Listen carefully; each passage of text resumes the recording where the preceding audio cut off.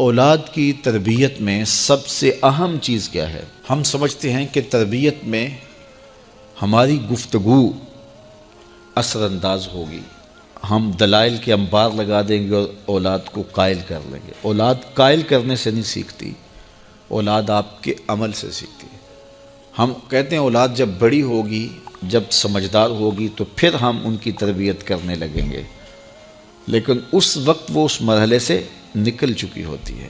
ماں باپ یہ سمجھتے ہیں ابھی تو یہ بولتے بھی نہیں ہیں، ابھی جو ہم کہتے ہیں وہ سمجھتے بھی نہیں ہیں، لیکن جو آپ کر رہے ہو اس کو سیکھتے ضرور ہیں۔ جو نابینا ہوتا ہے اس کی آنکھیں نہیں ہوتی، لیکن دیگر اس کے حواس زیادہ کام کر رہے ہوتے ہیں۔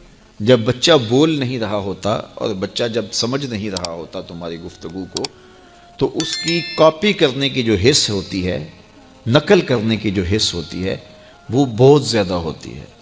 تو وہ وقت ہوتا ہے اولاد کو سکھانے کا۔ اس لیے میرے حضور نے ارشاد فرمایا کہ اپنے گھروں کو قبرستان نہ بناؤ۔ یعنی جس طرح قبرستان میں کبھی نماز نہیں پڑھی جاتی، تو تمہارے گھر کے اندر نماز نہ پڑھی جا رہی ہو تو بچے کہاں سے سیکھیں گے؟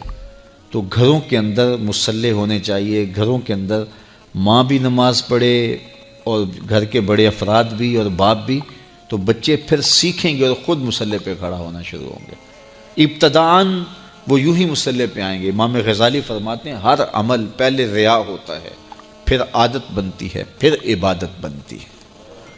تو پہلے وہ ویسے ہی دکھلاوے کے لیے مصلی پہ آئیں گے، پھر آہستہ آہستہ ان کی عادت بنے گی، پھر اس کے بعد وہ عبادت بن جائے گی۔ اور فرمایا گیا 7 سال کا بچہ، اس کو ترغیب دو نماز کی۔ 10 سال کی عمر ہوگی اور ابھی تک نہیں پڑھتا، تو پھر اس کو مار کر کے ہلکی ضرب سے اس کو زود و کوب بھی کیا جا سکتا ہے اور اس کو نماز کا خوگر بنایا جائے، تاکہ بلوغت سے قبل وہ نماز کا عادی بن جائے۔ اور آپ کو یہ بتاؤں کہ جو عمل بچے بچپن میں کرتے ہیں بلوغت سے پہلے، مثال کے طور پہ نماز پڑھتے ہیں، ابھی ان پہ نماز فرض نہیں ہوئی، واجب نہیں ہوئی۔ اس طرح چھوٹے بچے روزہ رکھ لیتے ہیں، 8 سال کے، 7 سال کے، 6 سال کے بچے روزہ رکھ رہے ہوتے ہیں۔ پھول جیسے بچے دوپہر کو کملا جاتے ہیں تو مائیں پریشان ہو جاتی ہیں، تو وہ انہیں بعض وقت خلوت میں لے جا کے کہتی ہیں کہ یہ دودھ پی لو، یہ چیز لے لو، کوئی دیکھ نہیں رہا۔ تو وہ بچے مانتے نہیں کہ نہیں، ہمارا اللہ دیکھ رہا ہے، ہم نے روزہ نبھانا ہے۔ تو وہ شام کے وقت کتنے بے دل سے ہوئے ہوتے ہیں، لیکن اس کے باوجود روزہ نبھا جاتے ہیں۔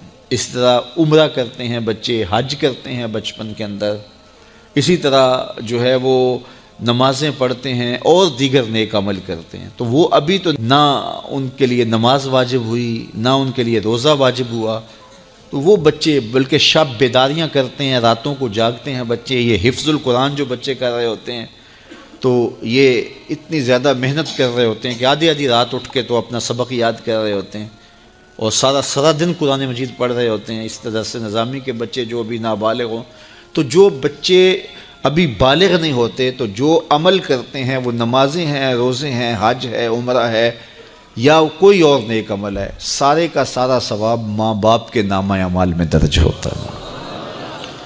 اب مجھے بتاؤ، چھوٹا بچہ جب روزہ رکھتا ہے اور کمزوری کے باوجود وہ شام تک روزہ لے جاتا ہے، اور پھر اس وقت جب روزہ افطار کرتا ہے سارے دن کی بھوک اور پیاس کاٹ کے، تو مجھے بتاؤ کہ ان کا رب کتنا خوش ہوتا ہوگا۔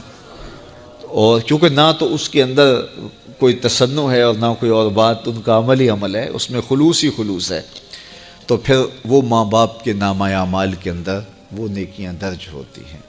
تو اولاد کو بچپن کے اندر آپ جو تربیت دیتے ہیں، تو وہ جو عمل کرتے ہیں، ایک تو ماں باپ کے کھاتے میں اس کا عمل، اور دوسرا بالغ ہونے سے قبل ان کی عادت پختہ ہو گئی، تو والدین کی ذمہ داری ہے کہ ان کو جو ہے وہ صالح تربیت دے۔ جب اولاد نصیب ہو تو ماں باپ کو ان کی صالح تربیت کے لیے کوشاں ہو جانا چاہیے، اور اپنے تئیں بھرپور کوشش کرنی چاہیے کہ ہماری اولاد نیک ہو، صالح ہو۔ اب اس کا نتیجہ کیا ہوتا ہے یہ تو اللہ کے سپرد ہے۔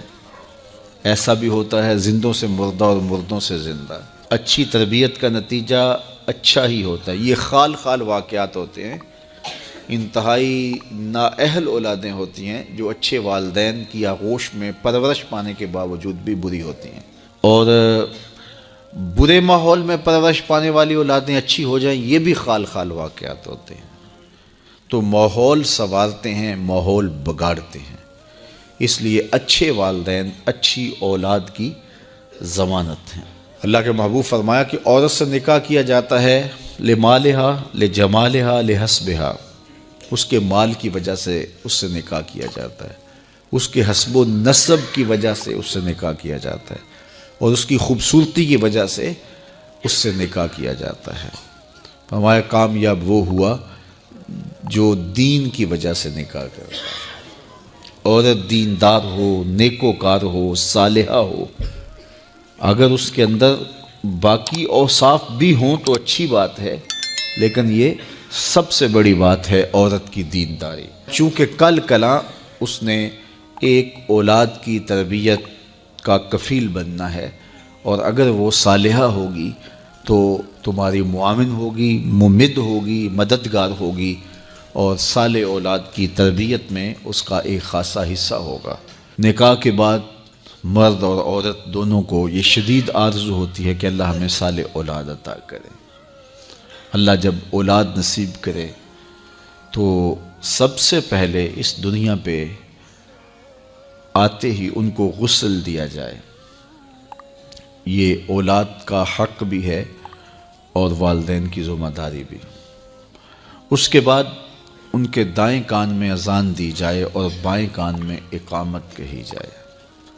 ایسا اہتمام ہونا چاہیے کہ جہاں ولادت ہوتی ہے وہ گھر میں ہے یا ہاسپٹل میں، تو وہاں جو اطراف میں خواتین موجود ہوتی ہیں، اس عمل میں شامل ہوتی ہیں، ان کو یہ تلقین کر رکھی ہو کہ ولادت کے بعد ان کی آوازیں بلند نہ ہوں، بچے کے کان میں سب سے پہلی جو آواز پہنچے وہ اللہ کی بڑائی کی آواز ہو۔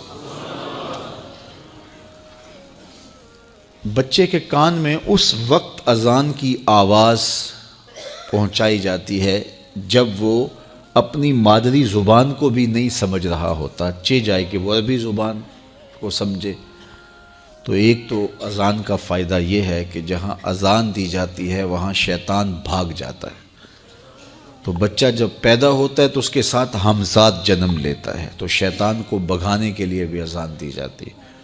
اور محققین فرماتے ہیں کہ جو بچہ بچپن میں آوازیں سنتا ہے، اگرچہ اس کا مفہوم نہیں بھی سمجھتا، ساری زندگی ان آوازوں سے مانوس رہتا ہے، ساری زندگی ان آوازوں سے وہ مانوس رہتا ہے۔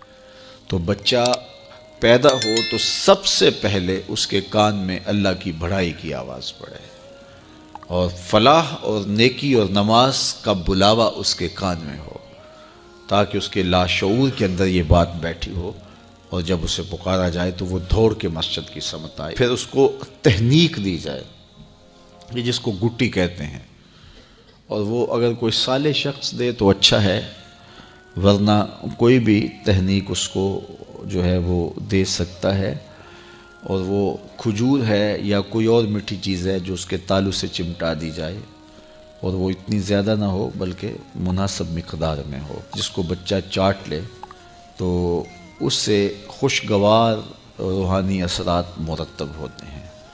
اس کے پیٹ میں جو پہلی غذا جائے وہ بھی کسی صالح شخص کے ہاتھوں سے جائے، اس کے کان میں جب پہلی آواز جائے تو وہ بھی اللہ کی بڑائی کی آواز ہو، اور جب وہ بولنے لگے تو سب سے پہلے اس کی زبان پہ لفظ اللہ جاری کیا جائے، پھر لا الہ الا اللہ جاری کیا جائے، پھر محمد الرسول اللہ جاری، پھر اس کے بعد ابو امی جو بھی آپ نے سکھانا ہے وہ اس کو سکھلا دیا جائے۔